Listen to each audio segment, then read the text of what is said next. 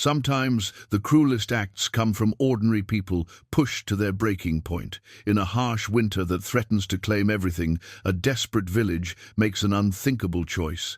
They sell Miriam, a homeless woman who has nowhere else to go, for $1 to a mysterious stranger living outside their town. The villagers believe they're appeasing an ancient curse, but they have no idea who this stranger really is. Alaric has lived for centuries, hiding his vampire nature while trying to find peace among humans. When he sees what these people are willing to do to survive, he faces a choice that will change everything. Will he remain hidden in the shadows, or will he step forward to protect someone the world has already abandoned? Before we jump back in, tell us where you're tuning in from, and if this story touches you, make sure you're subscribed, because tomorrow I've saved something extra special for you. The frontier village of Grey Hollow had seen better days, though. Few could remember when. Nestled in a valley where the Rocky Mountains met the endless prairie, it had once thrived on the fur trade and cattle drives that moved through like arteries of commerce.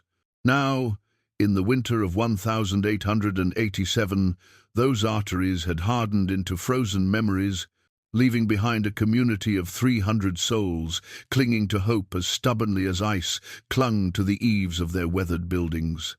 Snow fell in thick curtains beyond the frosted windows of the general store, where Mayor Harold Caldwell counted copper coins with fingers that trembled not from cold, but from the weight of decisions no man should have to make. The till held $17.32, enough for perhaps a week's worth of basic supplies if stretched thin as communion wafers. Outside, the wind howled through the gaps in the wooden sidewalks, carrying with it the scent of desperation that had settled over Grey Hollow like a burial shroud. 3 miles beyond the last flickering lamplight of the village, in a modest cabin that seemed to exhale warmth against the bitter night, Alaric Blackwood sat reading by candlelight. To any passing observer, though none ever passed this way, he appeared to be a man approaching middle age, perhaps 45, with prematurely silver hair and the kind of lean build that spoke of careful living rather than hardship. His fingers, steady as they turned the pages of Marcus Aurelius's Meditations, bore no tremor of age or infirmity. This careful normalcy was Alaric's greatest accomplishment after nearly 4 centuries of existence. He had learned to mirror human frailty, just enough to avoid suspicion, a slight stiffness in his movements during cold mornings, the occasional clearing of his throat, even the habit of squinting slightly when reading without his spectacles. These small deceptions had become second nature, as natural as the breathing he no longer needed, but continued out of habit and necessity. The leather-bound. The journal that rested beside his chair told a different story than the one his appearance suggested. Its pages, filled with observations written in a dozen different hands, for even handwriting could reveal too much consistency across decades, contained the thoughts of a creature who had watched human civilization stumble through wars, plagues, and the slow grinding of progress. Tonight's entry, written in careful copperplate, reflected on the peculiar nature of moral choices. The humans of Grey Hollow grow more desperate with each passing day. I observe their council meetings from the shadows, noting how quickly civilization's veneer peels away when survival is at stake. They speak of solutions that would have horrified them months ago. I find myself wondering if my own long existence has been spent merely postponing such choices rather than transcending them. Alaric set down his pen and closed the journal. The ritual of writing helped him process the weight of immortality, though it also served as evidence of his transformation. The early entries, dating back to 1502, told of a very different creature, one who viewed humans as cattle, who took what he needed without consideration for the suffering left behind. The middle years chronicled his gradual awakening to the possibility of redemption, sparked by witnessing acts of human nobility that challenged his assumptions about mortal nature. The recent entries revealed a being caught between worlds, no longer the predator he had been, not yet the protector he hoped to become.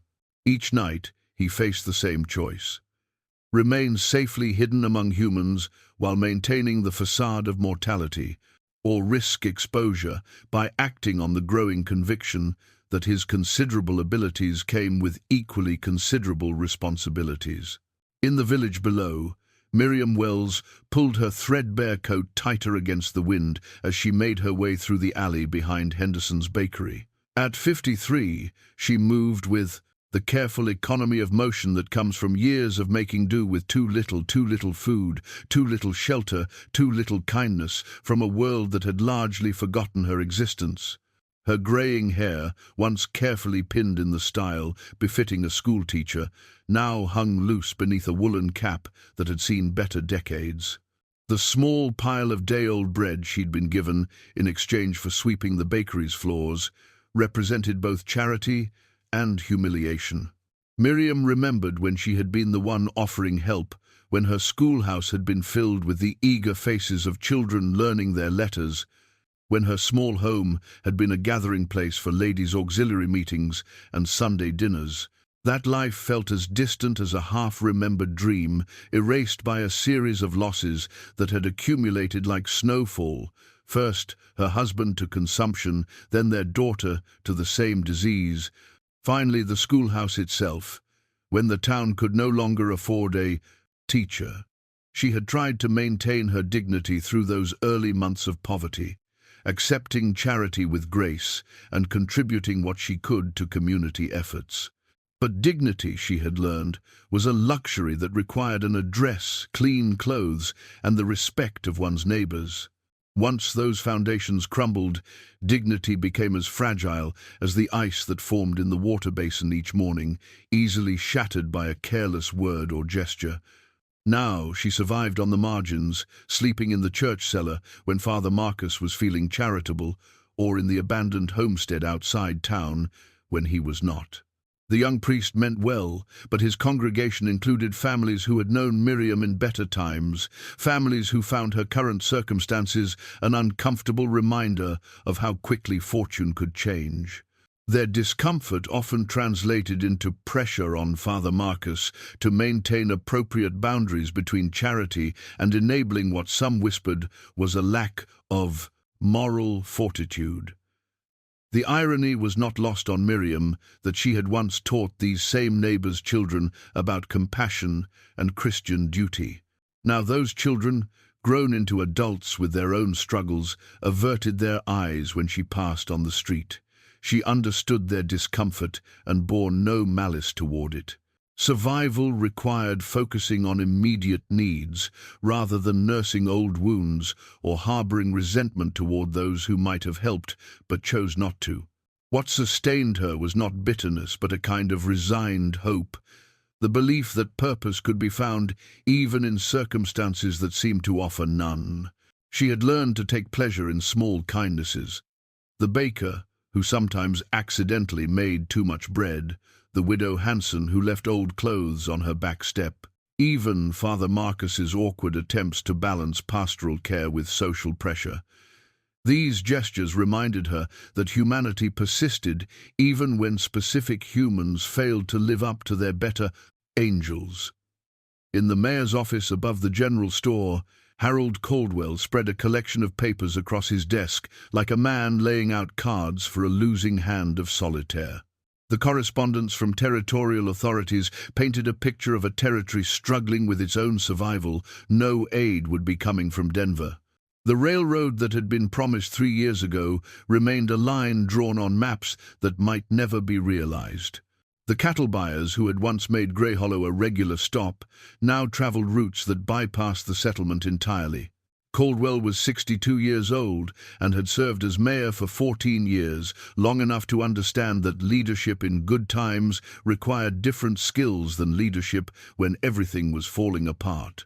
The decisions that kept him awake at night were not matters of policy or progress, but calculations of survival that reduced human lives to arithmetic problems with no clean solutions. The widow Hanson, whose husband had founded the general store 40 years ago, knocked softly on his door before entering with a cup of coffee that smelled more of roasted grain than actual coffee beans. She had aged visibly over the past year, her once sturdy frame now bent with more than the weight of years. The lines around her eyes spoke of too many nights spent listening to her neighbors' desperate whispers about mortgage payments, medical bills, and children who cried from hunger. "Harold," she said, setting the cup before him with hands that had grown thin and spotted, "we need to talk about the Hendricks family. Samuel came by today asking for credit on winter supplies. They've got 3 children under 10, and Martha's expecting again in the spring." Caldwell nodded, without looking up from his papers. The Hendricks situation was one of dozens that demanded his attention. Families caught between the impossibility of leaving and the equal impossibility of staying. Each represented a moral weight that pressed against his shoulders like a physical burden. "I've extended what credit I can," he replied carefully. "But if we don't receive some form of relief by spring, we'll lose half the families in town, maybe more." The widow Hanson sat down across from him, her weathered face reflecting the same calculation that kept him awake. They were both old enough to remember when hard times meant temporary sacrifice, when communities could depend on eventual recovery. This felt different, not a passing storm, but a fundamental shift in the world that had left places like Grey Hollow stranded between a past that no longer existed and a future that might not include them. "There's something else," she said, her voice dropping to a whisper despite the empty building around them. "Some of the younger men have been talking about the old stories again, about the curse and the stranger who lives beyond the hill." Caldwell felt a chill that had nothing to do with the temperature. The old stories were Panan, superstitions that the town's founders had brought with them, tales of ancient bargains and supernatural protectors that rational people dismissed in good times. But desperation had a way of making the impossible seem merely improbable, and the improbable seem worth attempting. "What kind of talking?" he asked, though he suspected he already knew. "The kind that suggests desperate people will try anything if they think it might help," she replied, "including things that would shame us all in better times." Outside, the wind continued its relentless assault on the village, rattling windows and driving snow through every crack and crevice. In homes throughout Grey Hollow, families huddled around diminishing fires and counted dwindling supplies while trying to avoid the conversations that needed to happen about impossible choices. And 3 miles away, Alaric closed his journal and moved to the window, his supernatural senses picking up the subtle changes in the village's atmosphere.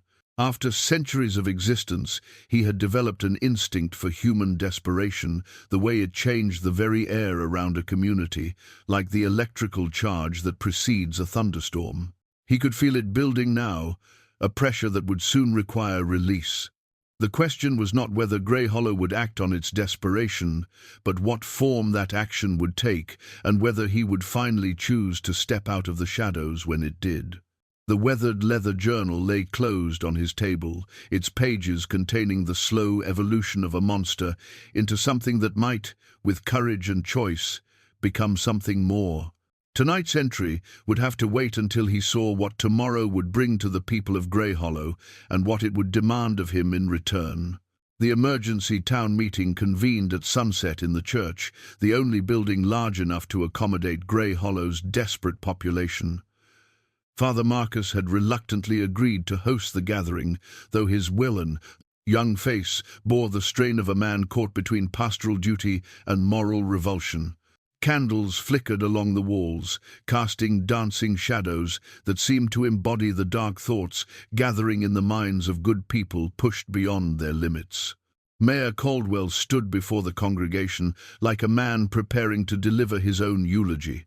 The papers in his hands contained calculations that reduced human lives to columns of numbers, food stores, heating fuel, medical supplies, all adding up to the same inescapable conclusion.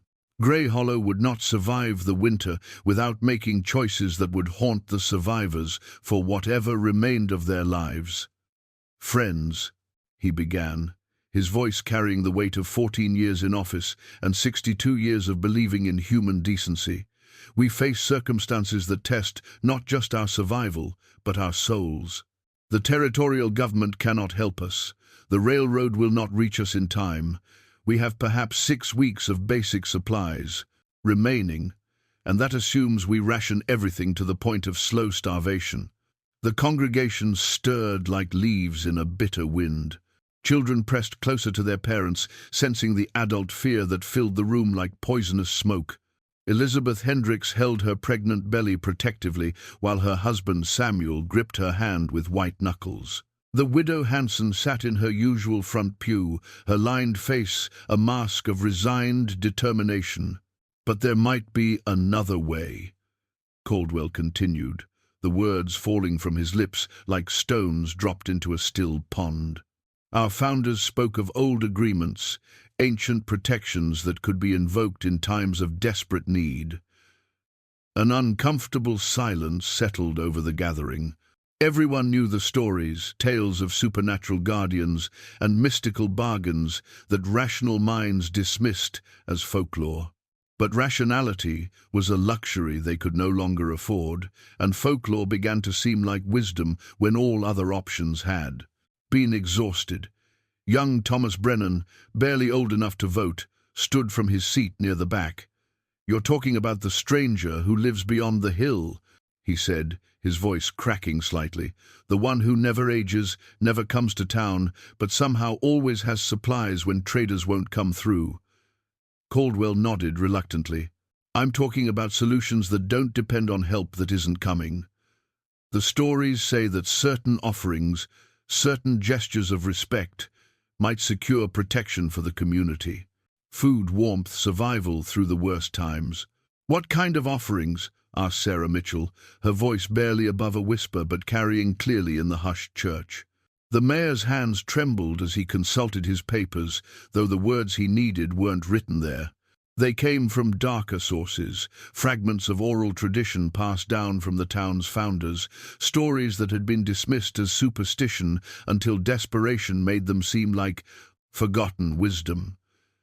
"The old agreements speak of human tribute," he said, the words feeling like blasphemy in the sacred space. "Someone who represents the community's commitment to survival, offered freely to secure protection for all." Father Marcus stepped forward, his young face flushed with anger and moral certainty. "Harold, you cannot be seriously suggesting what I think you're suggesting. We are Christians, not pagans. We don't sacrifice people to appease supernatural entities." "We're not talking about sacrifice," Caldwell replied, though his voice lacked conviction. "We're talking about tribute, someone who would be cared for, protected, kept safe in exchange for the community's survival. The stories suggest that such arrangements have been honored in the past." The crowd began to murmur, individual voices blending into a low rumble of conflicted emotion. Fear warred with moral revulsion, desperation battled against human decency. In that charged atmosphere, ideas that would have been unthinkable weeks before began to seem merely uncomfortable. It was the widow Hanson who spoke the thought that hung unspoken in many minds. "If such an arrangement were to be made," she said carefully, "it would need to be someone who has no family ties, no one who would be left bereft by their absence, someone who already depends on community charity for survival." Eyes began to turn toward the back of the church, where Miriam Wells sat alone, as she always did. She had come to the meeting not because she expected to have a voice in the proceedings, but because she understood that decisions made here would affect her survival as much as anyone's. Her worn coat and careful posture spoke of dignity maintained despite circumstances, but also of isolation that made her an easy target for community calculus. Miriam felt the weight of their gazes without lifting her head. She had taught many of these people as children, had watched them grow into adults who now saw her as a problem to be solved rather than a neighbor to be protected. The irony was not lost on her that lessons about moral courage and Christian charity taught in this very building during her years as schoolteacher were being forgotten by her former students in their hour of greatest need. The price would be symbolic. Caldwell continued, his voice growing stronger as the community's uncomfortable consensus began to solidify. $1, to show respect for the arrangement while acknowledging its nature as tribute rather than sale. Father Marcus stepped forward again, his youth making his moral authority seem almost quaint in the face of such desperate pragmatism. "This is unconscionable," he declared.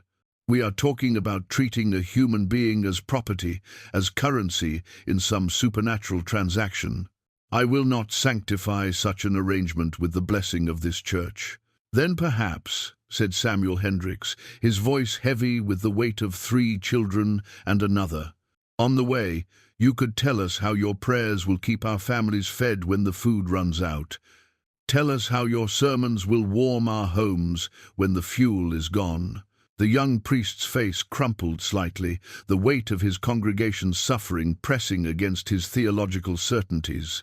He was 26 years old, ordained less than 2 years, and his training had not prepared him for choices that pitted survival against salvation.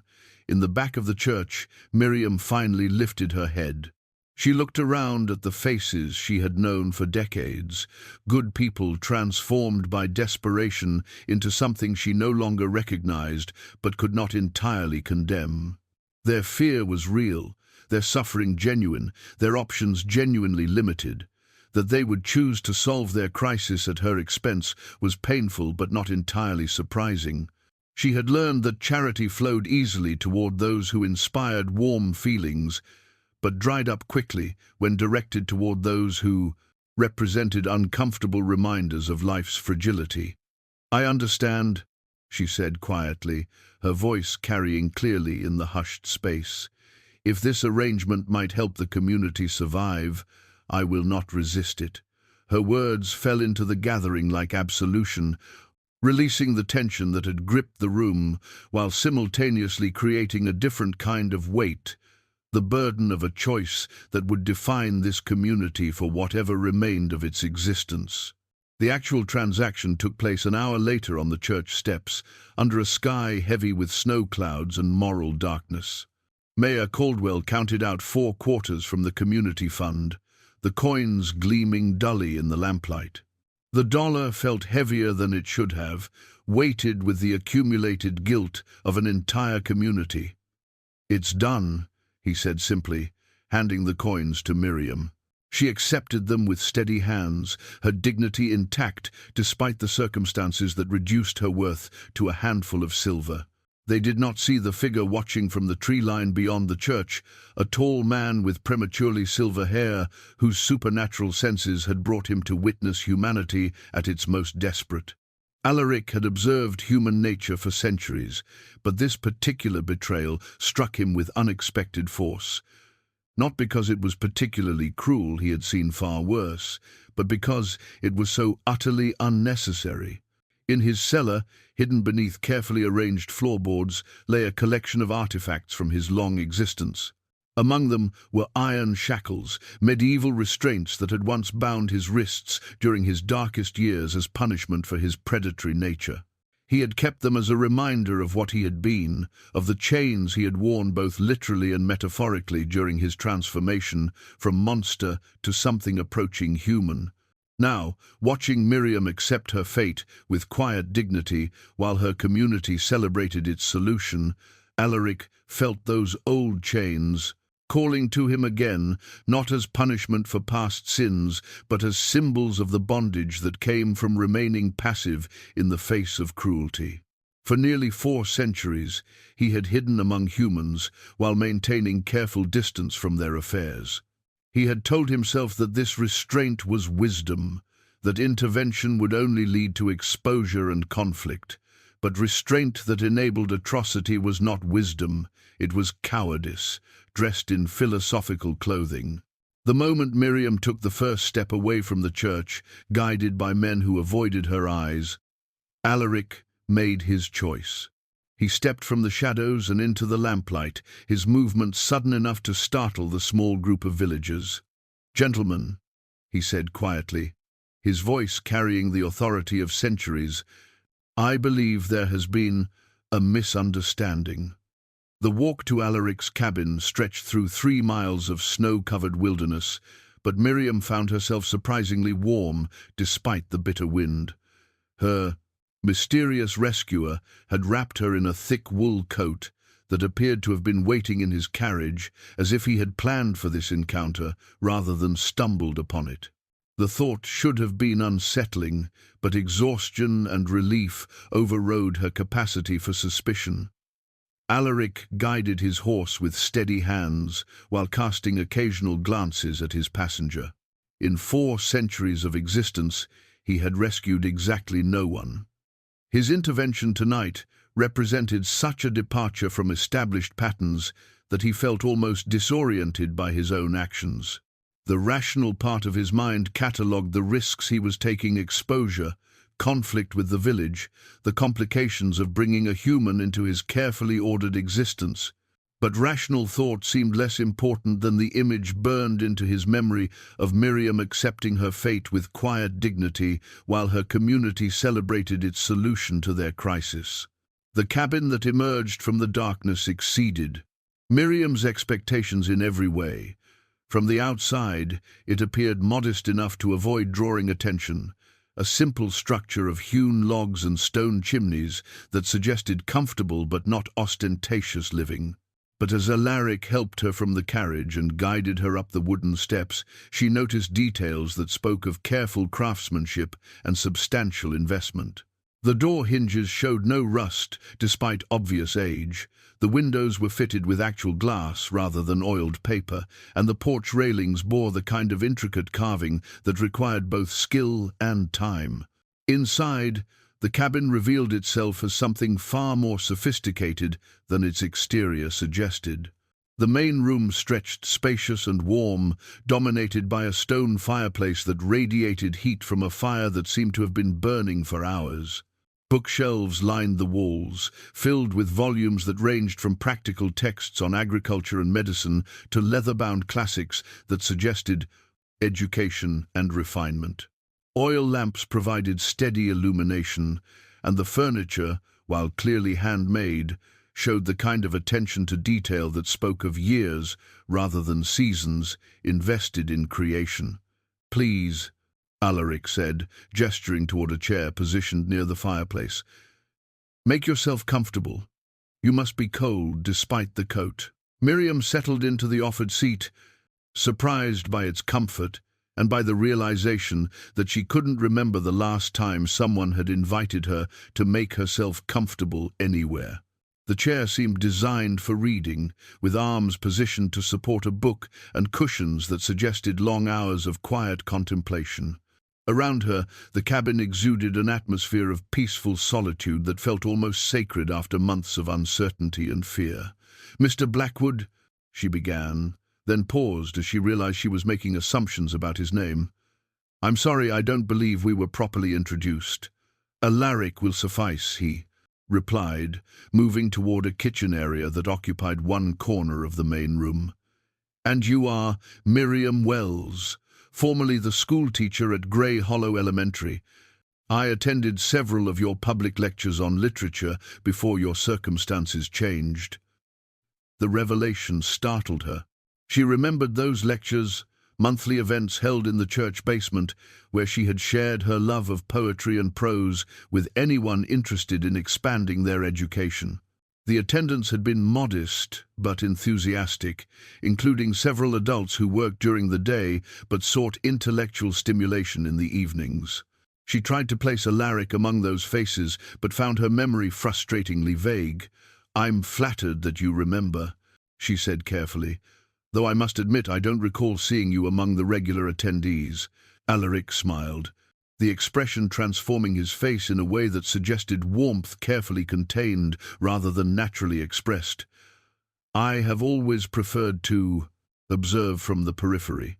Your insights into Wordsworth's treatment of nature were particularly illuminating." He moved around the kitchen with practiced efficiency, preparing tea and simple food with the kind of automatic competence that spoke of long years living alone. Miriam watched him work, noting the way he seemed to glide rather than walk, the way his hands moved with precise economy, the way he appeared to anticipate the location of things without looking. These observations accumulated in her mind like pieces of a puzzle she wasn't yet ready to solve. The hand-woven wool blanket that Alaric draped over her shoulders carried a faint scent of lavender and something else she couldn't identify. Something that reminded her of long-ago summers when life had been simpler and future. Possibilities had seemed limitless rather than constrained. The fabric itself felt substantial and warm, clearly crafted with care and attention to detail. As she wrapped it around herself, she noticed intricate patterns, worked into the weave designs that seemed familiar in a way that tugged at memories she couldn't quite access. "This blanket," she said softly, running her fingers over the complex geometric patterns, "it reminds me of something I used to have, something I made years ago for my classroom." Alaric paused in his preparations, a slight tension entering his movements. "Many of the local women were skilled with wool and loom," he said carefully. "Perhaps the patterns reflect regional traditions." But Miriam's trained eye recognized more than regional similarity in the blanket's construction. The specific combination of colors, the particular way certain patterns intersected, the slight irregularity in one corner where she had experimented with a new technique, these details spoke of personal rather than cultural connection. This was not a blanket inspired by her work. This was her work, the blanket she had completed during her final winter as a teacher and donated to the church charitable auction when her circumstances had forced her to liquidate everything of value. The realization should have been alarming, but instead it felt oddly comforting.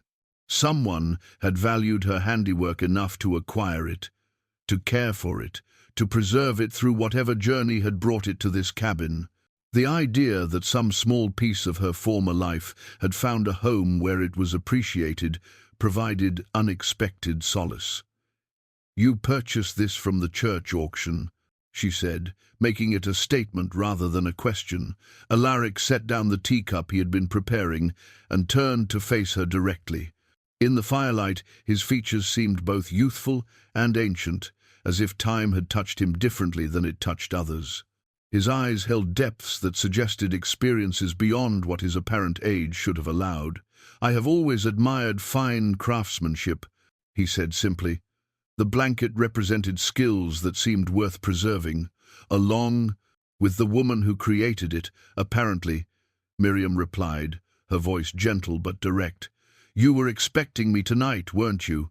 The coat, the fire, the way you stepped forward at precisely the right moment, none of that was coincidence." The honesty in her voice seemed to surprise him. Most people, Alaric had learned, preferred comfortable deceptions to uncomfortable truths. They wanted to believe in coincidence and good fortune rather than acknowledge the more complex realities that shaped their circumstances. But Miriam's years of hardship had apparently stripped away such illusions, leaving behind someone capable of accepting truth regardless of its implications. "I make it my practice to stay informed about community affairs," he admitted. "When desperate people begin discussing desperate measures, someone should be prepared to offer alternatives." "And what alternative are you offering?" she asked, settling back into the chair with the blanket pulled close around her. "Shoulders. What happens now that you've rescued me from my community's solution to their problems?" The question hung between them like a bridge that needed to be crossed before they could proceed further. Alaric had acted on impulse, driven by moral outrage rather than careful planning. Now he faced the practical implications of his intervention, not just what to do with Miriam, but how to justify his actions to himself and to the community that would undoubtedly demand explanations. Outside, snow continued to fall steadily, muffling the familiar sounds of night and creating an atmosphere of isolation that felt both protective and confining. Whatever happened next would unfold in this space between worlds, where a woman who had lost everything encountered a man who had lived too long, And both discovered that sometimes the most unlikely alliances were born from the simplest human need for dignity and connection. The fire crackled softly in the hearth, casting dancing shadows on walls lined with books that chronicled centuries of human thought and experience. In that warm light, surrounded by the artifacts of learning and civilization, two people who had been abandoned by their respective communities began the delicate work of building trust. The next morning brought clarity in more ways than one. Sunlight streamed through windows that revealed the true scope of Alaric's property, not just the modest cabin Miriam had seen in darkness, but a carefully maintained homestead that included outbuildings, gardens dormant under snow, and fencing that suggested livestock kept elsewhere during winter months. The view from the kitchen window showed a man who had invested considerably in creating a life of self-sufficiency, someone who expected to remain in this place for years rather than seasons. Miriam woke in a guest room that felt like a luxury after months of uncertain shelter. The bed was properly made with clean linens. The small dresser held fresh clothing in, approximately her size, and a wash basin sat filled with water that retained enough warmth to suggest it had been prepared recently. These details accumulated into evidence of planning that extended beyond simple hospitality into genuine care for her comfort and dignity. When she emerged from the guest room, she found Alaric at the kitchen table with coffee, eggs, and bread that seemed far too fresh for someone living 3 miles from the nearest store. The faded photograph beside his plate showed a family, a woman and young girl posed formally in clothing that suggested the image was perhaps 15 years old. The faces were familiar in a way that made Miriam's breath catch.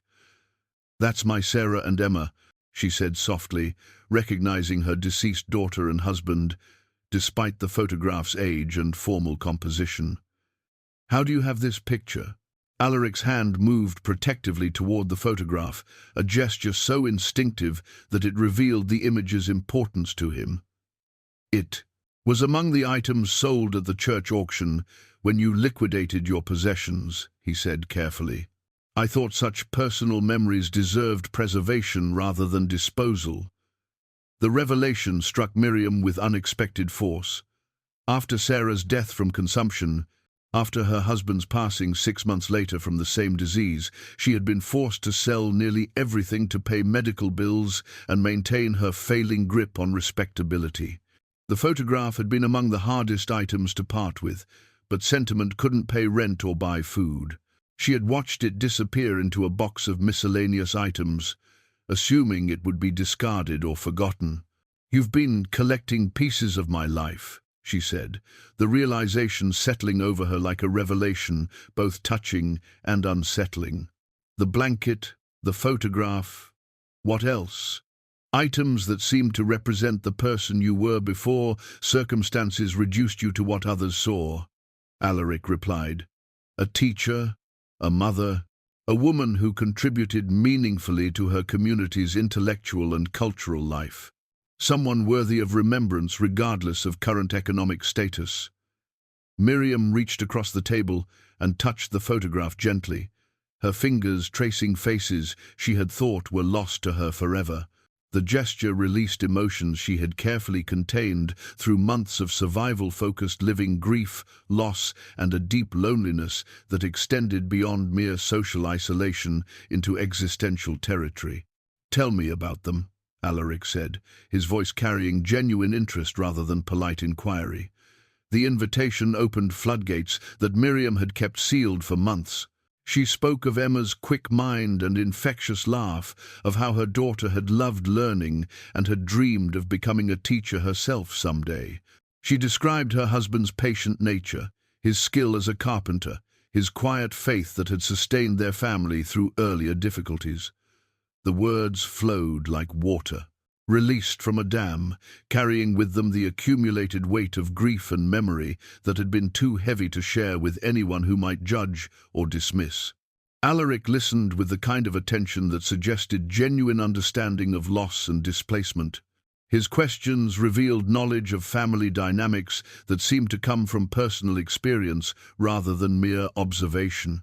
When Miriam spoke of the guilt that accompanied survival, the weight of continuing to live when those you loved had not, he nodded with recognition that suggested intimate familiarity with such feelings.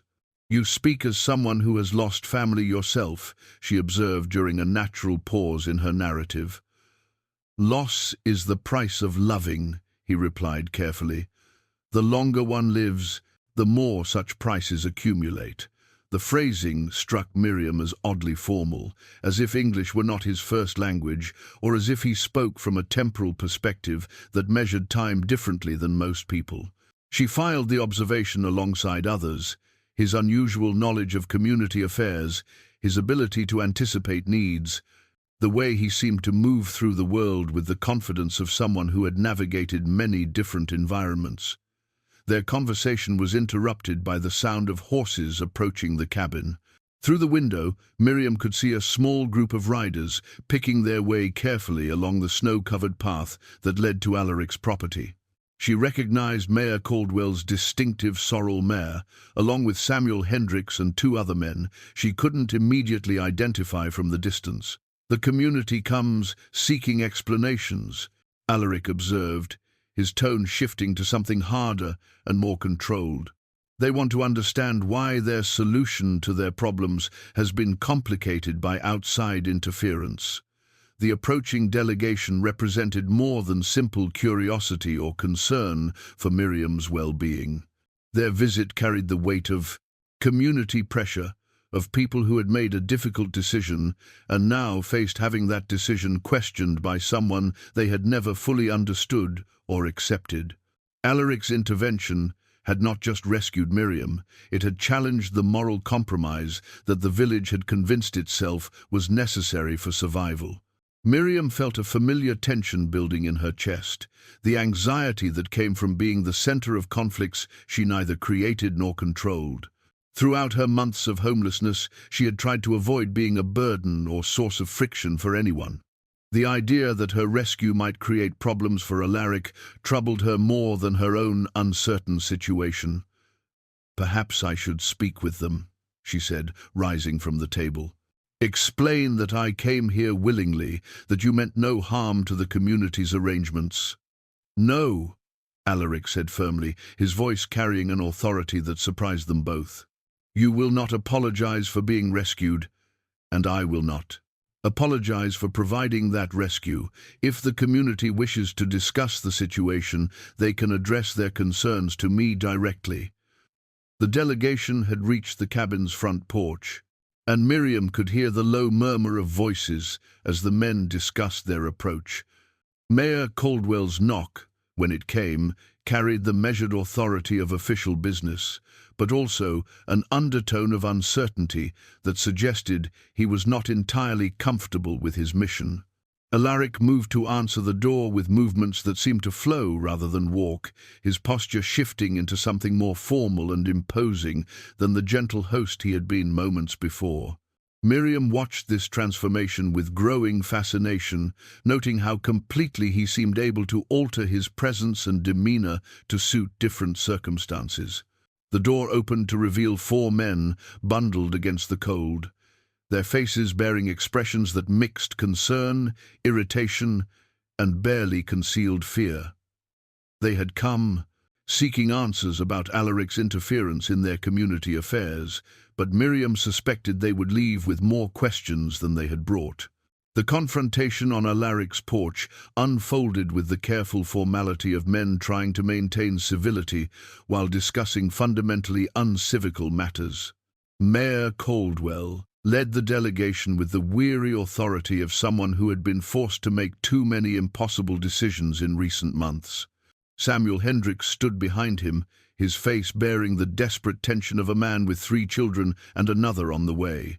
The other 2 men, Tom Bradley from the grain mill and James Morrison, who ran the livery stable, represented the community's practical concerns about their mysterious neighbor's sudden interference in their affairs. "Mr. Blackwood," Caldwell began, his breath visible in the cold air, "we need to discuss last night's events and their implications for our community's survival." Alaric stood in his doorway with a presence that seemed to fill more space than his physical form should have occupied. Miriam, watching from the window, noticed how the four visitors unconsciously took a step backward when he appeared, as if responding to some instinctive recognition of danger they couldn't consciously identify.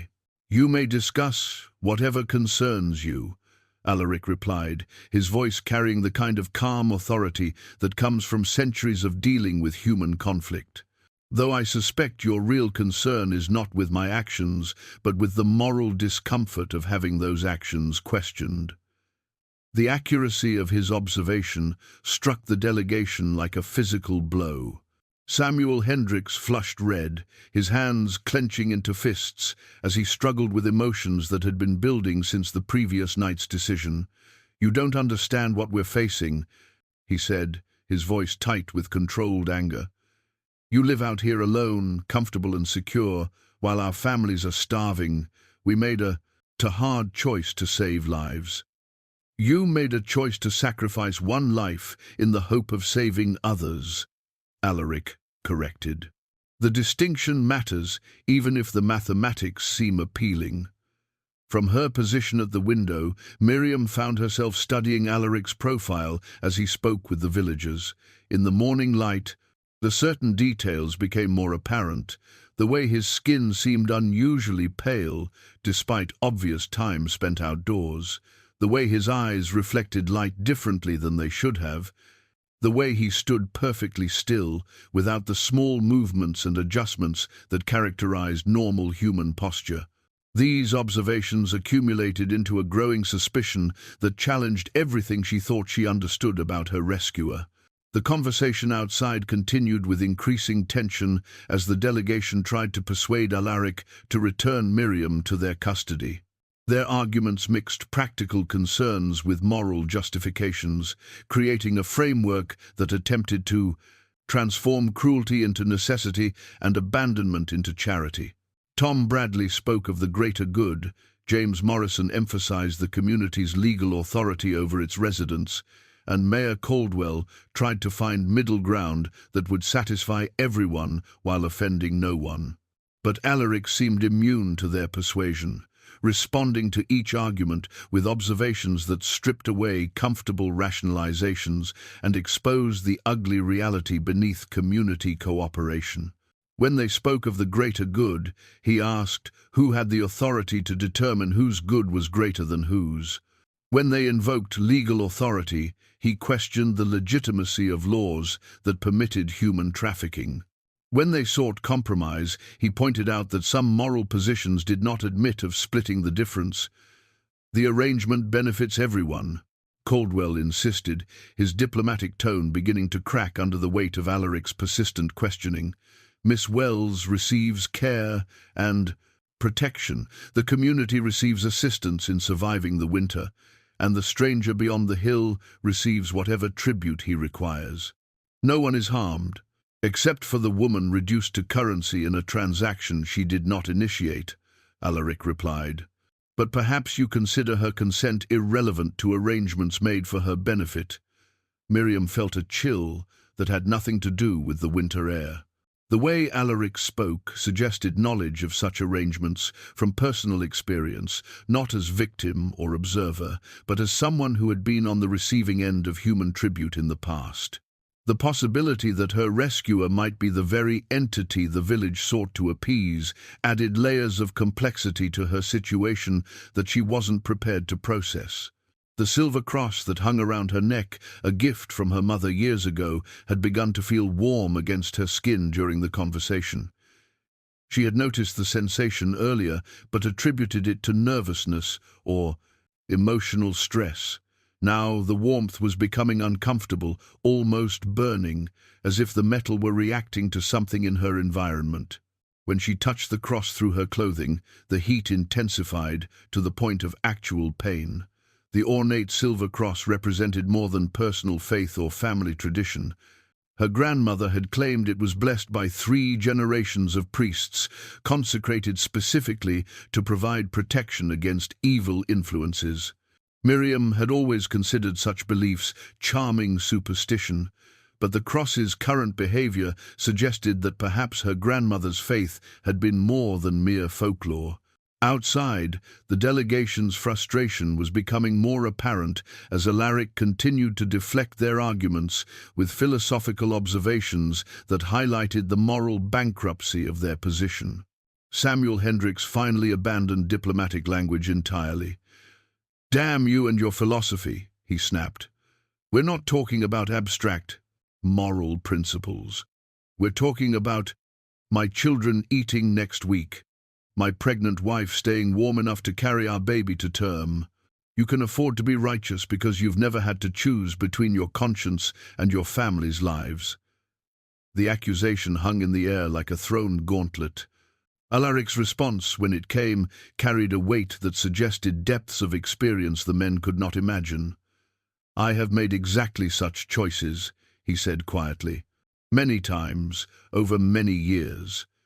The difference between us is that I have learned to live with the consequences of choosing survival over conscience. You are about to discover whether you can do the same." The words carried a finality that ended the conversation more effectively than any argument. The delegation recognized defeat in Alaric's tone, but also something else, a warning that their current course would exact costs they had not yet calculated.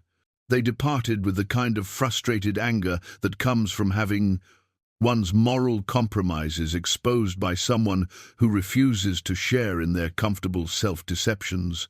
As their horses disappeared down the snow-covered path, Miriam continued to watch Alaric through the window.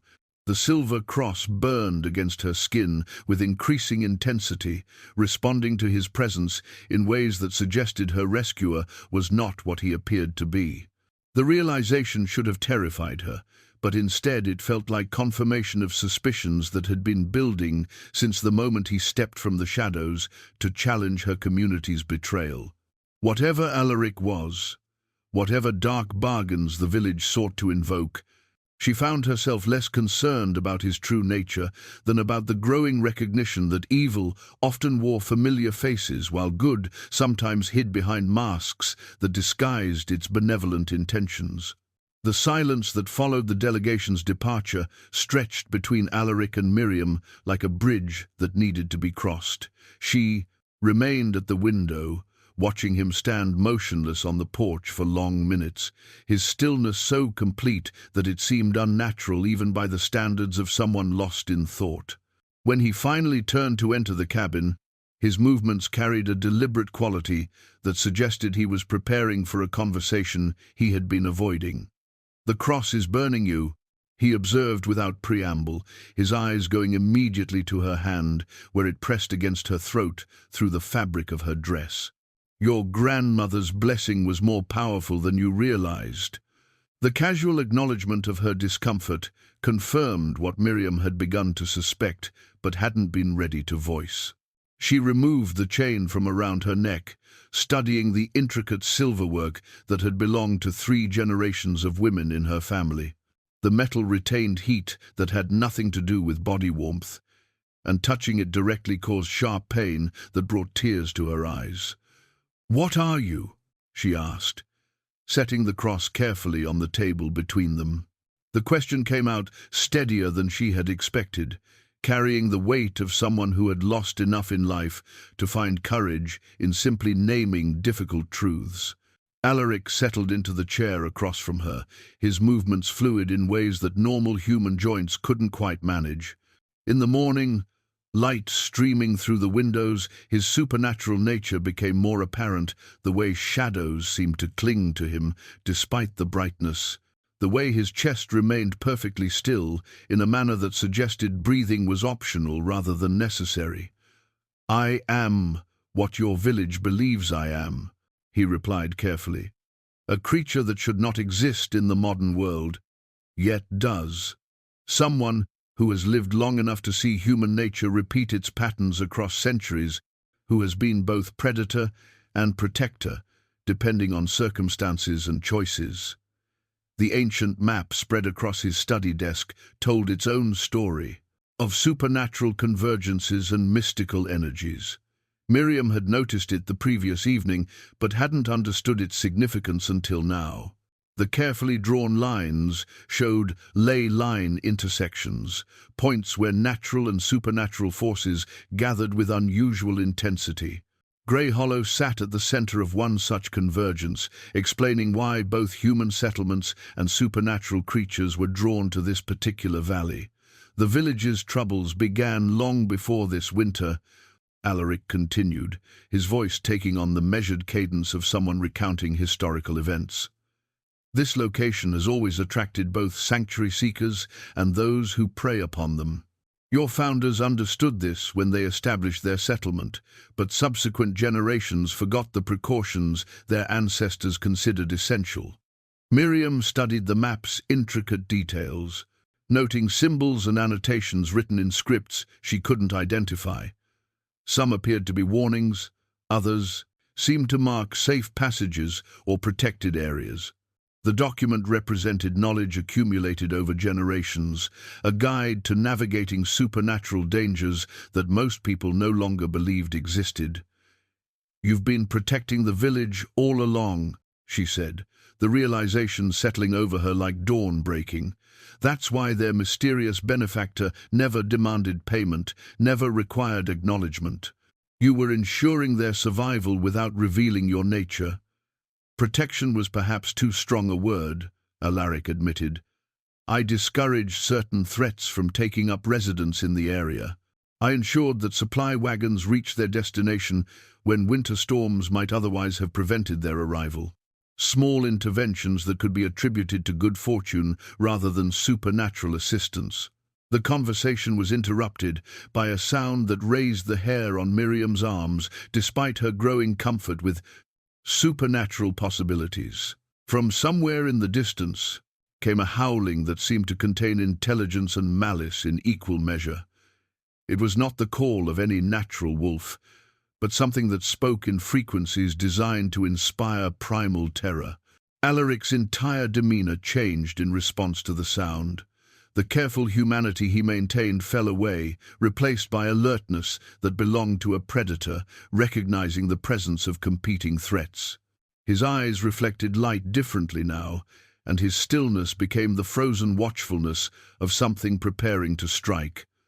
"What was that?" Miriam asked, though she suspected she didn't want to know the answer. "Something that should not be here," Alaric replied, his voice carrying new undertones of authority and danger. "The village's desperate bargaining appears to have attracted attention from entities less interested in protection than in exploitation. Through the windows, the winter landscape that had seemed peaceful moments before now appeared ominous and threatening. Shadows moved between the trees in ways that suggested purpose rather than random motion, and the quality of light seemed to shift despite the unchanged position of the sun. The supernatural convergence that had drawn Alaric to this valley was apparently attracting other residents as well. Miriam felt a growing strength in herself that she couldn't entirely explain. The months of hardship and abandonment had stripped away many illusions about human nature and social protection, but they had also revealed reserves of resilience she hadn't known she possessed. The idea that supernatural threats were gathering should have terrified her, but instead it felt like confirmation that the world contained more possibilities than the narrow confines of conventional respectability. "The village made their bargain without understanding what they were inviting," she observed, her voice steadier than she had expected. "They assumed that desperation justified any solution, but they never considered what kinds of entities respond to such desperation." "Exactly," Alaric confirmed. "Creatures that feed on human suffering are drawn to communities that have abandoned their moral foundations. The village's willingness to sacrifice you was not just betrayal, it was an invitation to predators who specialize in exploiting human weakness." The howling came again, closer this time, and accompanied by other sounds that suggested multiple entities moving through the forest with coordinated purpose. Whatever had been drawn to Grey Hollow by the scent of moral decay was no longer content to observe from a distance. Alaric rose from his chair with movements that flowed like water despite his apparent urgency. "We need to prepare," he said, his voice carrying centuries of experience with such preparations. "The village chose you as tribute because they believed you were expendable. They are about to discover that abandoning the innocent creates vulnerabilities that true predators will eagerly exploit." Outside, the winter afternoon was darkening prematurely as unnatural shadows gathered among the trees. The supernatural entities closing in on Grey Hollow had been drawn by the community's moral bankruptcy, but they would find their feast interrupted by forces they had not anticipated. The ancient map on Alaric's desk showed protective wards and safe passages that had been established by previous generations of supernatural guardians. Tonight would test whether those protections remained strong enough to shield a community that had forgotten the price of abandoning their better angels. The blood-stained ritual dagger lay hidden beneath loose floorboards in Mayor Caldwell's office, wrapped in oilcloth that had preserved both the metal and the dark stains that marked its blade. Alaric had suspected its existence for months, following traces of old magic that clung to the village's founding buildings like smoke from fires long extinguished.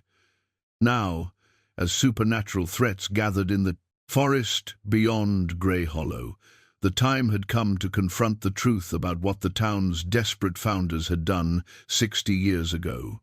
"There's something you need to understand about your rescue," Alaric said to Miriam as he prepared supplies that seemed more suited for war than winter survival, "and something about why the village chose you specifically for their sacrifice."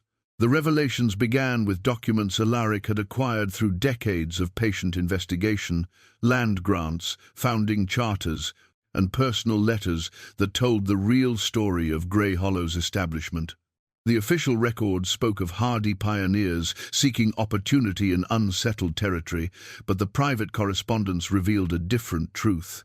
The original settlers had been refugees from a failed community further east, survivors of supernatural events that had destroyed their previous home and left them desperate for protection they could not find through conventional means. "Your great-grandfather, William Wells, was among the founding families," Alaric explained, spreading yellowed papers across his table. "But he wasn't just another settler seeking farmland. He was the one who convinced the others that their survival required making bargains with forces beyond human understanding." Miriam studied the documents with growing unease, recognizing her family name in handwriting that belonged to ancestors she had never known. The letters spoke of rituals performed under winter moons, of pacts sealed with blood and binding promises, of supernatural guardians summoned to protect the vulnerable settlement from threats that conventional weapons could not address. "They made a deal with something dark," she said, the words falling from her lips like stones.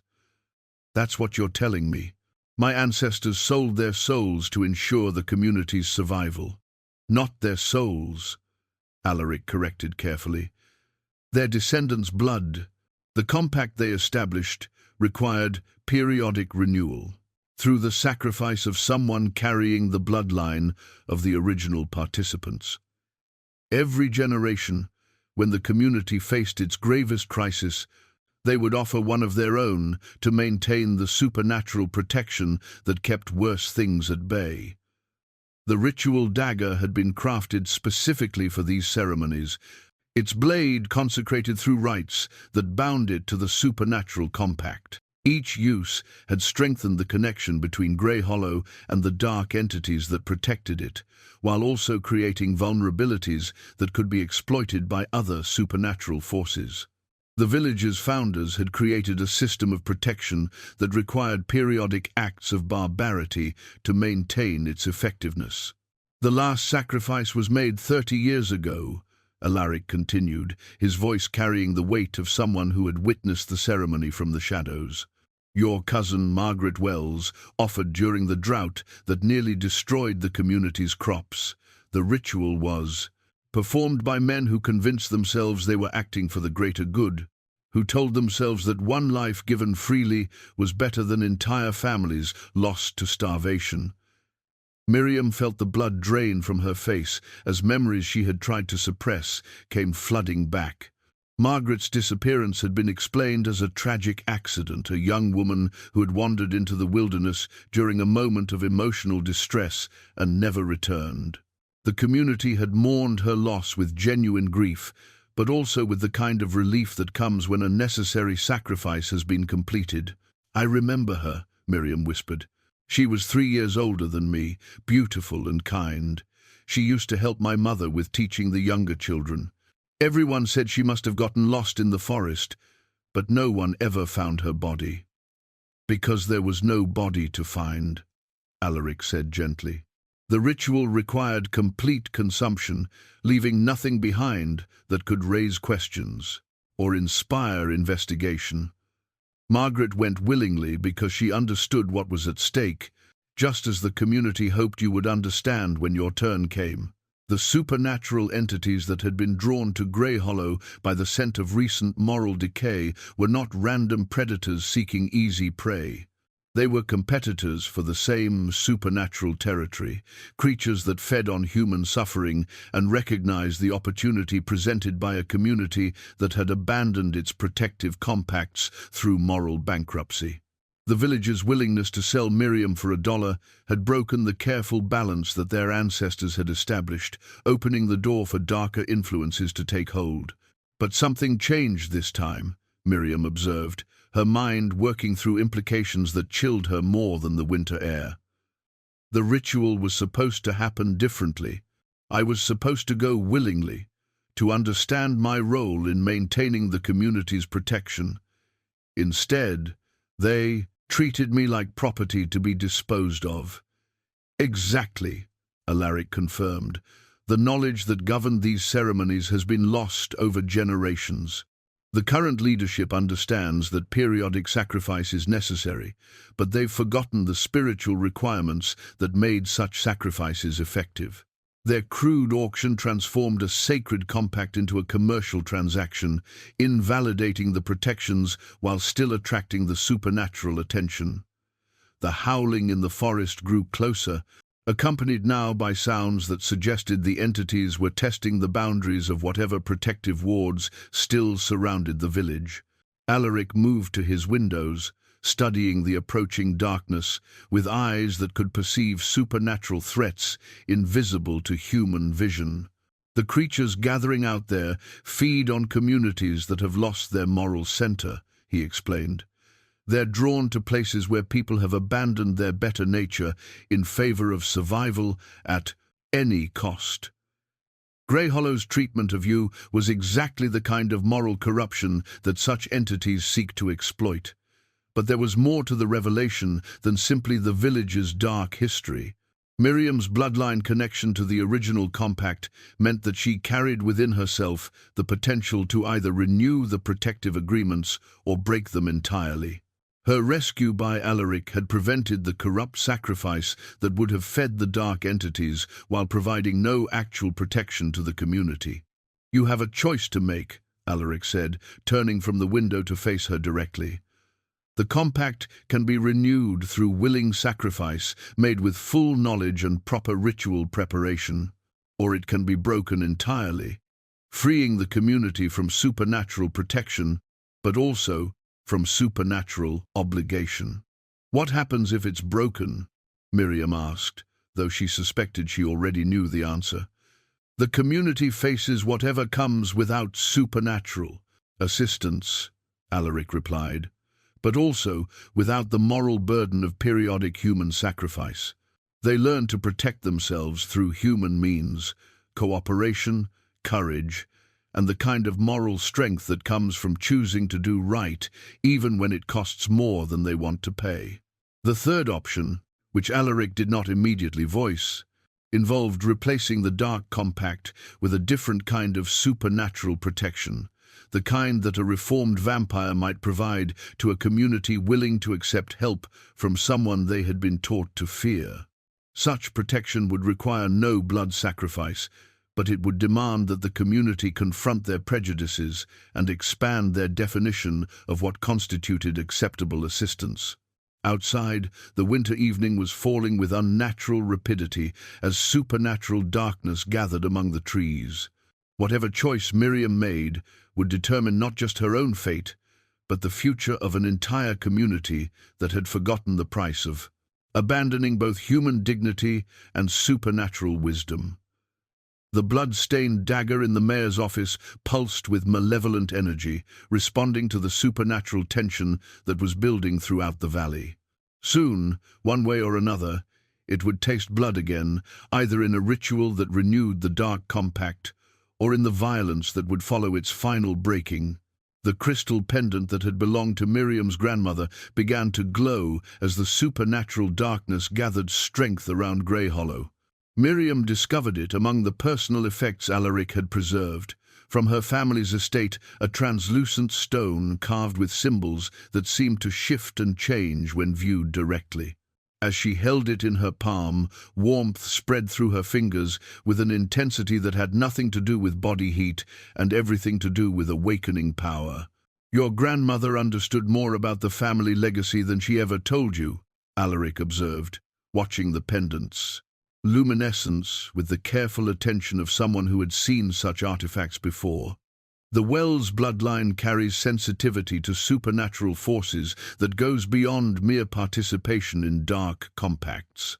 Your ancestors were not just participants in the original ritual, they were the conduits that made it possible." The revelation struck Miriam with the force of recognition rather than surprise.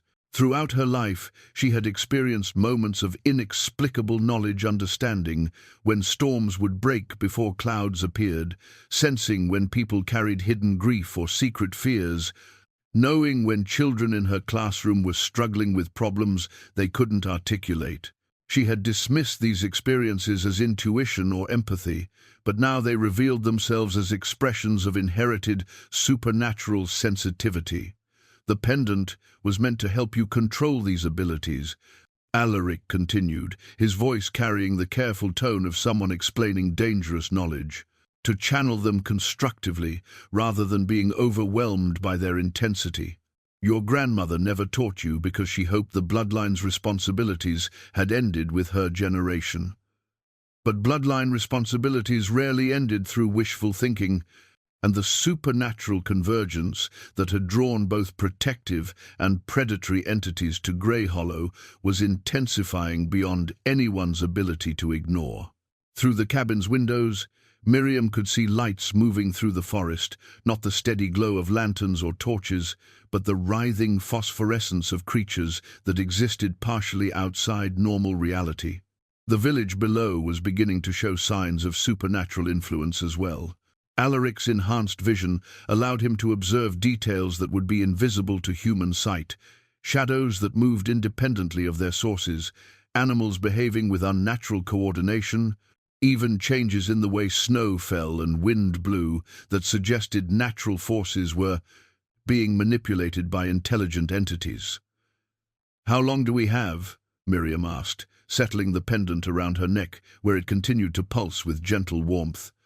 "Until full darkness," Alaric replied, consulting timepieces that included both a conventional pocket watch and instruments that measured supernatural rather than temporal progression. "The entities gathering in the forest require complete darkness to manifest their full power. Once night falls, they'll move against the village with everything they possess." The strategic challenge they faced was complicated by the community's ignorance of their true situation. The villagers understood that they faced a harsh winter and economic crisis, but they had no comprehension of the supernatural forces that their ancestors' bargains had attracted to their settlement. Convincing them to cooperate against threats they couldn't perceive would require either revelation of truths they weren't prepared to accept, or manipulation that reduced them to unwitting participants in their own defense.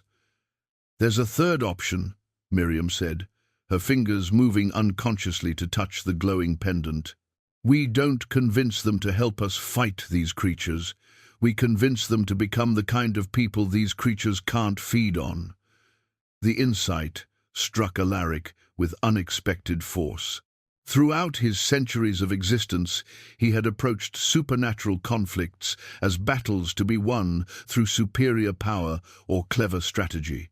But Miriam's suggestion offered a different approach: transformation rather than confrontation, healing rather than victory. The entities threatening Grey Hollow fed on moral corruption and human weakness. Remove their food source, and they would seek easier prey elsewhere. That would require the community to acknowledge what they've become, Alaric observed, to face the truth about their treatment of you and their willingness to abandon human dignity for temporary security. Such revelations often inspire defensiveness rather than reform. Then we help them face it gradually, Miriam replied, rising from her chair with movements that seemed to flow with new confidence. We start by giving them a choice between their current path and something better. People make better decisions when they believe change is possible, rather than when they feel trapped by circumstances. The plan that emerged from their conversation combined supernatural preparation with psychological insight.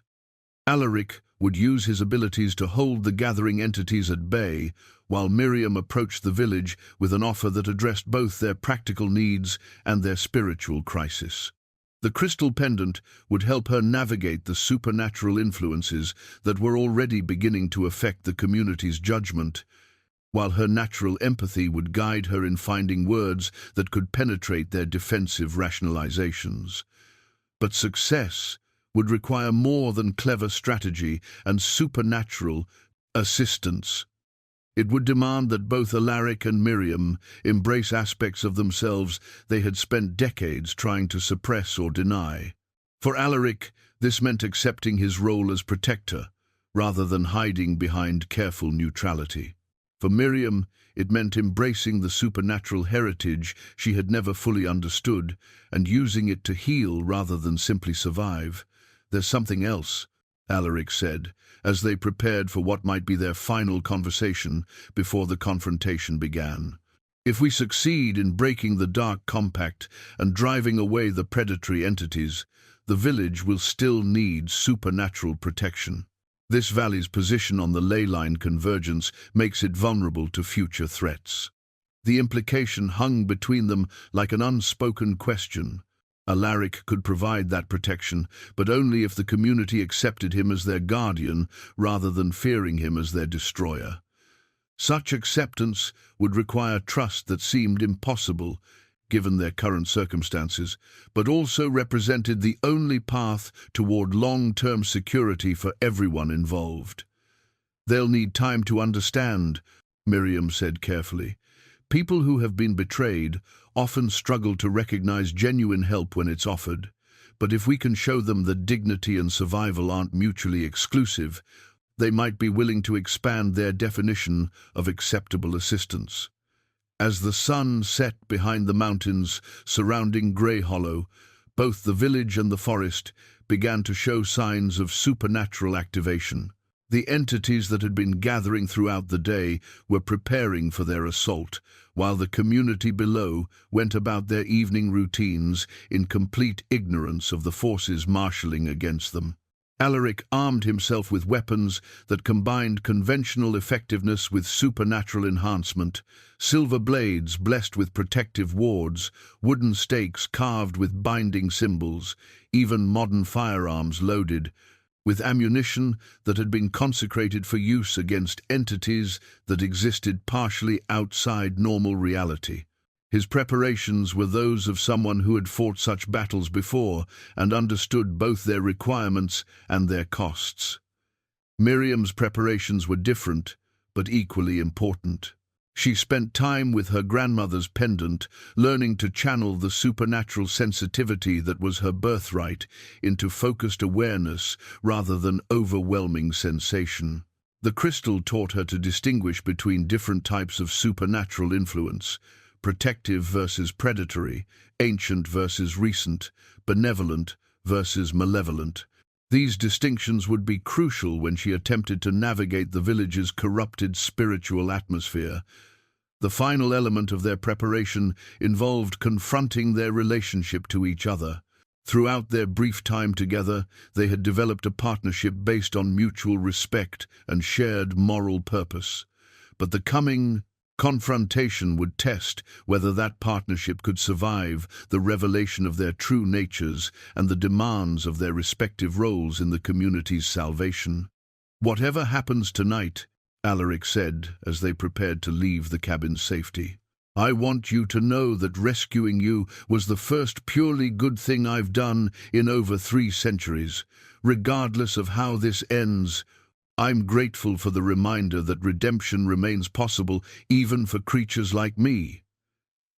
"And I want you to know," Miriam replied, her hand moving instinctively to touch the pendant that pulsed with inherited power, "that being rescued by you was the first time in years that someone has treated me as a person worth saving rather than a problem to be solved.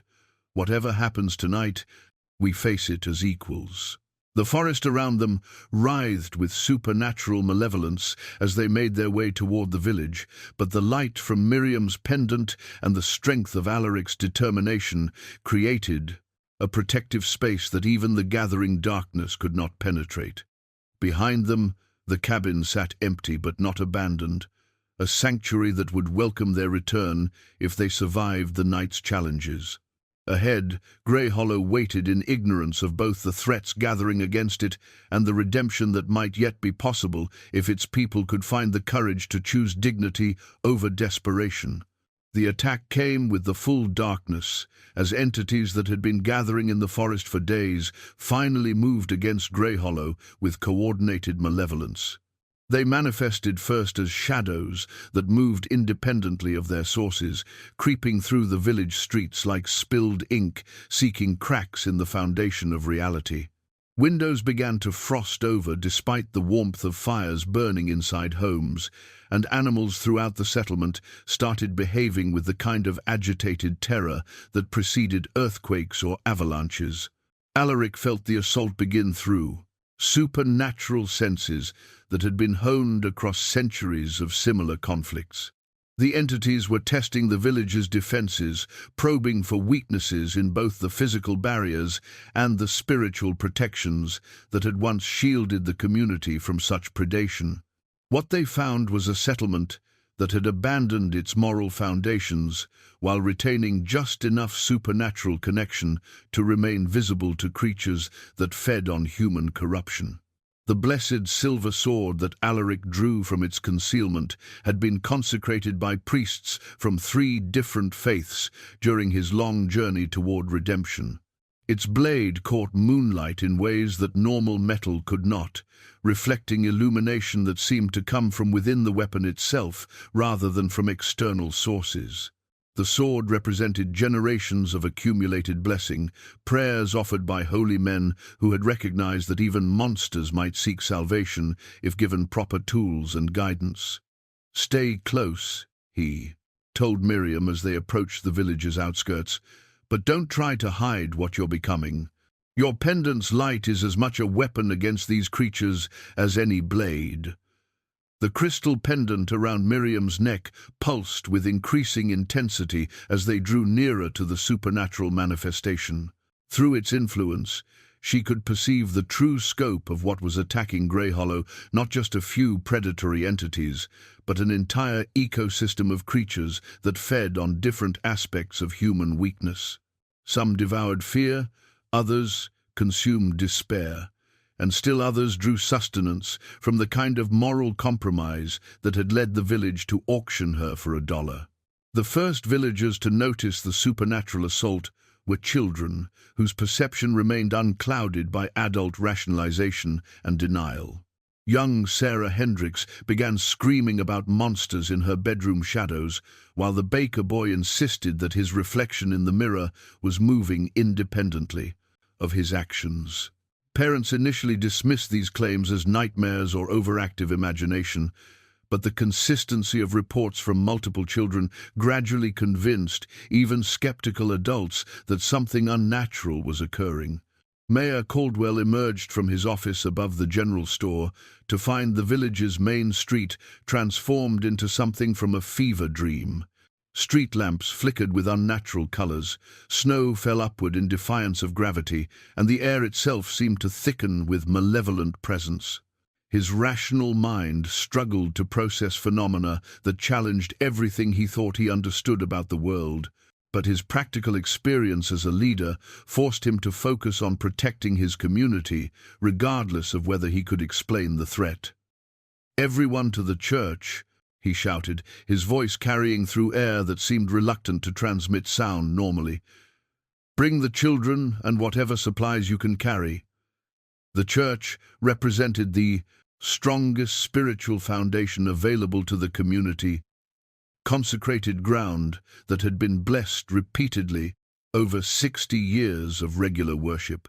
Father Marcus threw open the doors and began lighting every candle and oil lamp the building contained, creating an island of blessed illumination in the growing supernatural darkness.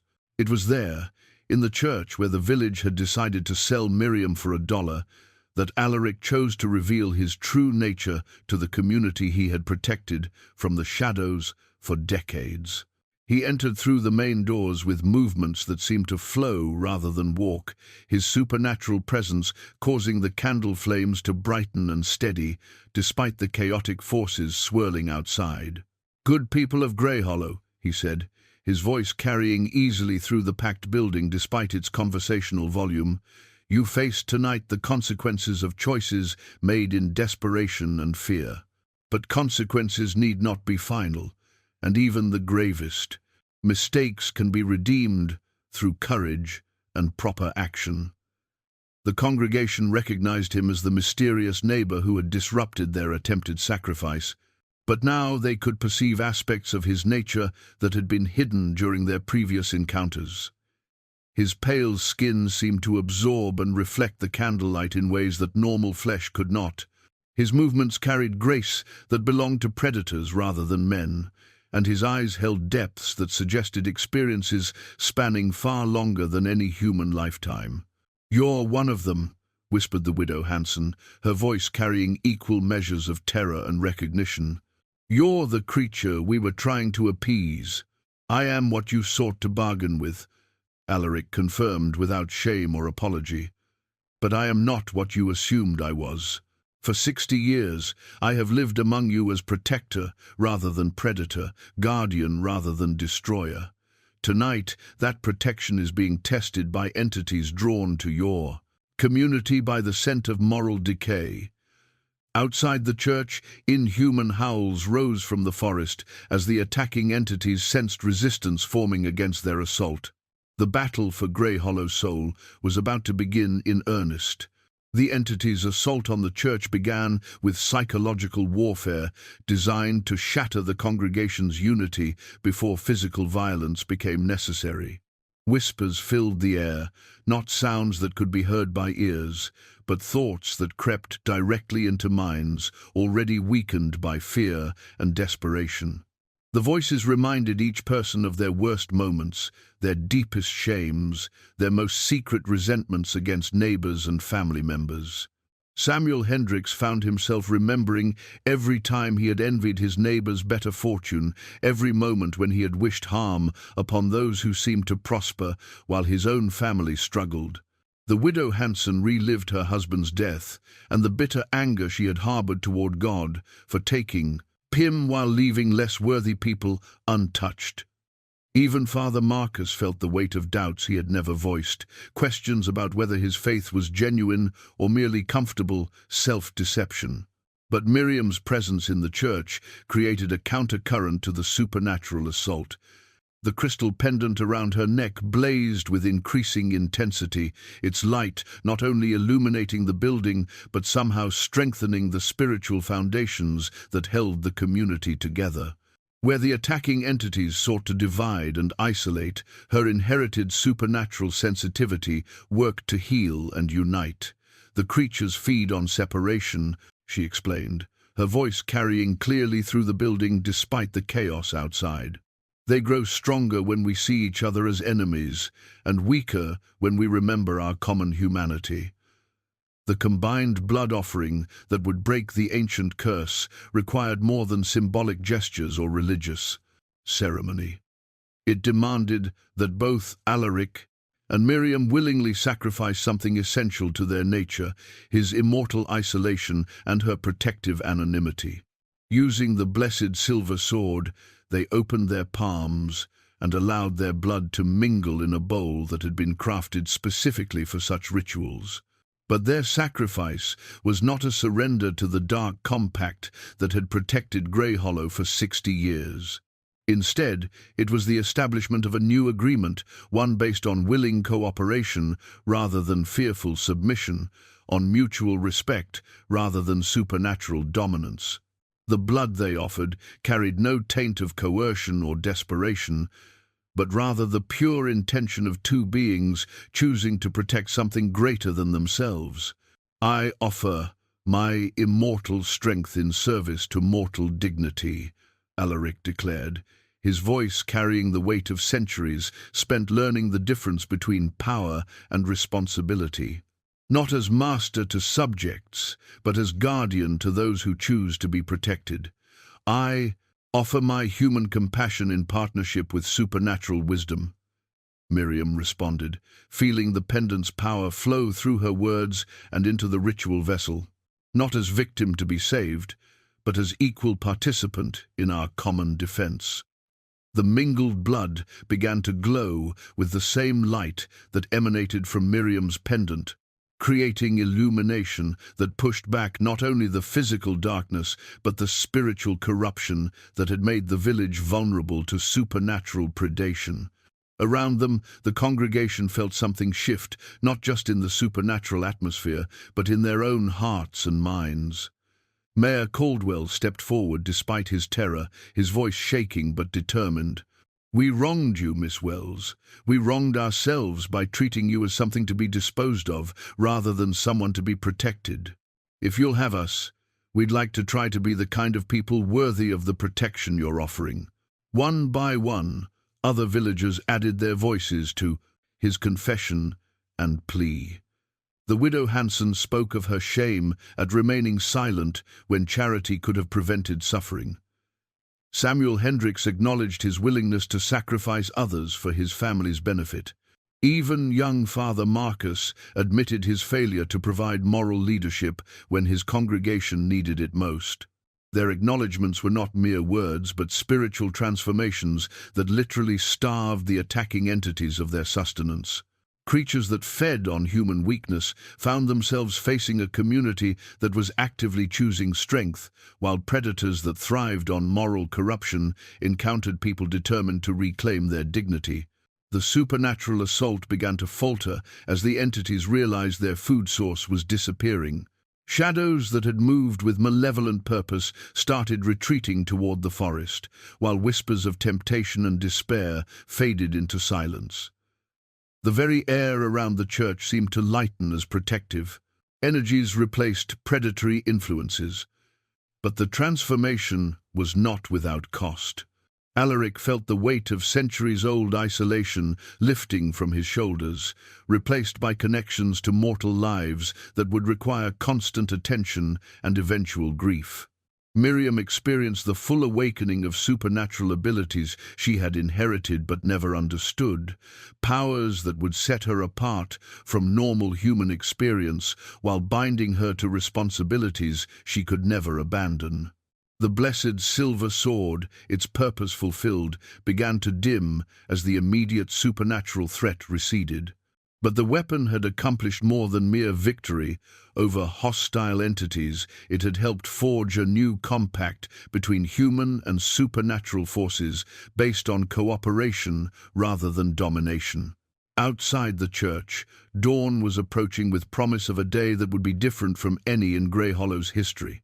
The village had faced the darkness within themselves and chosen light, had confronted their capacity for cruelty and decided on compassion instead. The ancient curse was broken, but what would replace it remained to be written by people who had learned that true strength came not from abandoning the vulnerable, but from protecting them. The new village charter lay spread across the table where Mayor Caldwell had once counted copper coins in desperation. its parchment bearing signatures written in both conventional ink and drops of blood that sealed sacred promises rather than commercial transactions. The document established principles that would have seemed impossible weeks before equality and protection for all residents, regardless of their nature, supernatural or human, and recognition that dignity was not a luxury to be abandoned during difficult times, but a foundation that made survival worthwhile. 3 months had passed since the night when Grey Hollow faced its darkness and chose transformation over destruction. The spring thaw had brought more. Than seasonal warmth, it had carried traders, travelers, and even families seeking new opportunities in a community that had developed an unexpected reputation for hospitality and moral courage.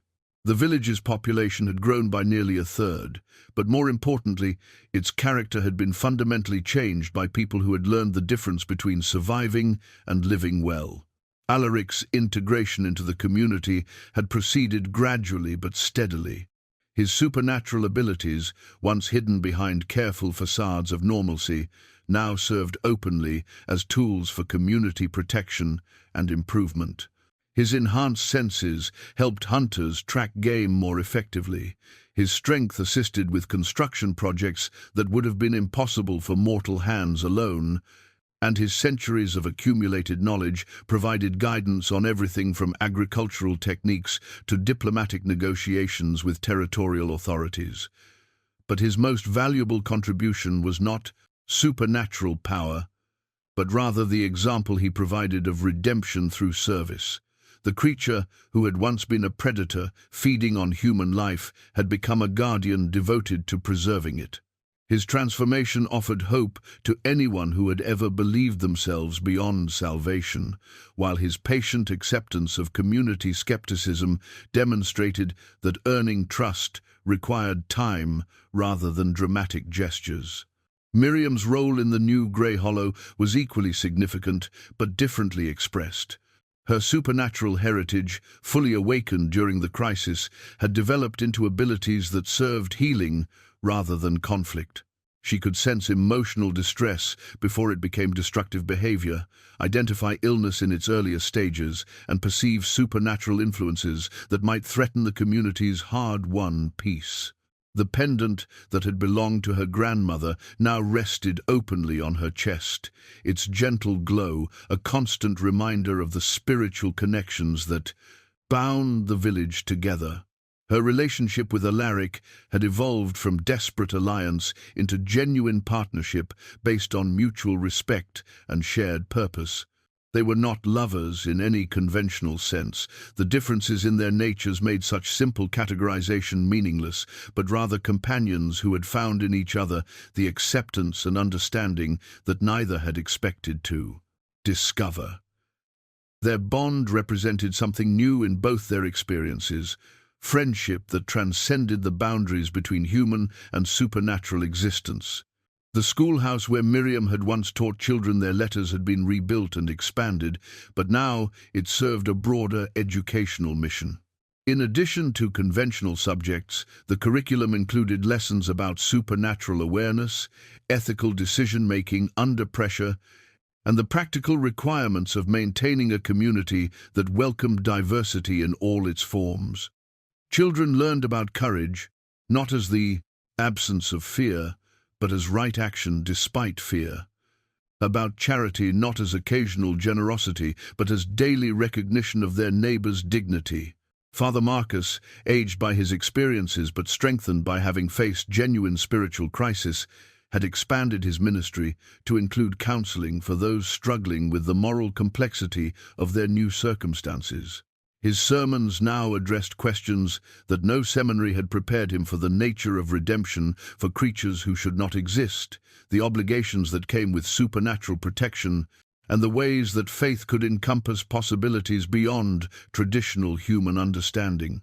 The weekly community meetings held in the rebuilt church reflected the transformation that had occurred throughout Grey Hollow. Decisions were made through genuine consensus building rather than desperate calculation, with particular attention paid to how proposed actions would affect the most vulnerable community members. The auction block, that had once hosted Miriam's sale for $1 had been removed entirely, replaced by a monument that honored those who had been sacrificed throughout the village's dark history and promised that such betrayals would never be repeated. Economic prosperity had followed moral transformation in ways that seemed almost miraculous, but were actually quite practical. Communities known for ethical behavior attracted ethical partners, while places that protected their vulnerable members found themselves welcoming refugees who contributed skills and resources to collective prosperity. The supernatural protection that Alaric provided eliminated many traditional threats, while Miriam's abilities helped prevent both illness and conflict before they could damage the community's stability. But perhaps the most significant change was visible in the simple interactions between neighbors who had learned to see each other as fellow human beings rather than potential competitors or threats. The widow, Hansen, who had once spoken of disposing of inconvenient people, now ran a charitable fund that ensured no one faced winter without adequate shelter or food.